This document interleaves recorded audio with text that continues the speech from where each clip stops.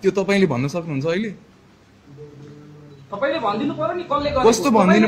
छानबिन आयोग गठन, छानबिन घुसपेट गरेको जिम्मेवारी पनि लिनुपर्छ। मैले नेतृत्व गर्ने कि मैले छानबिन गर्ने? पानी माथिको उभान हुन मैले छानबिन गर्ने कि मैले नेतृत्व गर्ने? मलाई त्यति भनिदिनुस्। तपाईले नेतृत्व पनि गर्ने र जिम्मेवारी पनि लिने हो। छानबिन मैले गर्ने हो भन्नुस् त मलाई। तपाईहरु सरकार बन्नु छानबिन आयोग किन गठन भयो? गर्नुहुन्छ, सडक उचाल्नुहुन्छ किन? हैन, तपाईको क्वेशन नै इलोजिकल भयो सर। कसरी के कस्तो क्वेशन गर्नु? छानबिन मैले गर्ने कि छानबिन आयोगले गर्ने? छानबिन आयोगले गर्छ, जिम्मेवारी तपाईले लिने कि नलिने?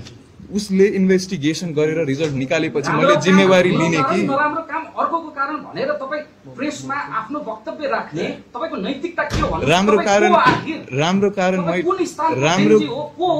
राम्रो कुरा सम्मेलन गरेर अहिले यसरी कुरा राख्दै हुनुहुन्छ। बजारमा धेरै खालका जेन्जी छन्, तपाई कुन प्रकारको जेन्जी हो भनिदिनुस् न। तपाई मलाई कुन कुन प्रकारका जेन्जी छन् भन्नुस्। धेरै छन् जेन्जी। के होला दुई चारवटा प्रकार भनिदिनुस् न। कस्तो प्रकार? 2.2 देखि लिएर यहाँ त के अनेक 2.2 जेन्जी भनेको जेन्जी खासमा त एउटा युवा यो एज ग्रुप हो। जेन्जी भनेको कुनै पनि एउटा ग्रुप हुँदैन सर।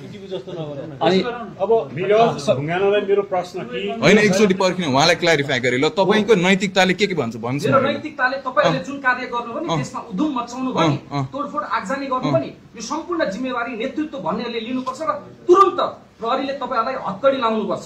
त्यो तपाई के लयर हो? म एउटा तपाई लयर हो? जिम्मेवार व्यक्ति हो। कसरी जिम्मेवार? तपाईको क्वेशन नै यो इरेस्पोन्सिबल क्वेशन छ। कसरी रेस्पोन्सिबल भयो? नेतृत्व लिएपछि तपाई जिम्मेवार बन्नु पर्दैन? जिम्मेवारको लागि छानबिन आयोग गठन भएको छ कि छैन? तपाईले के बोल्नु भएको भन्नुस् त। तपाईले बोल्न आउँदैन रहेछ। खैर यो त प्रश्न के क्वेशन गर्नु भएको? तपाईको नैतिकताले दिन्छ उहाँलाई के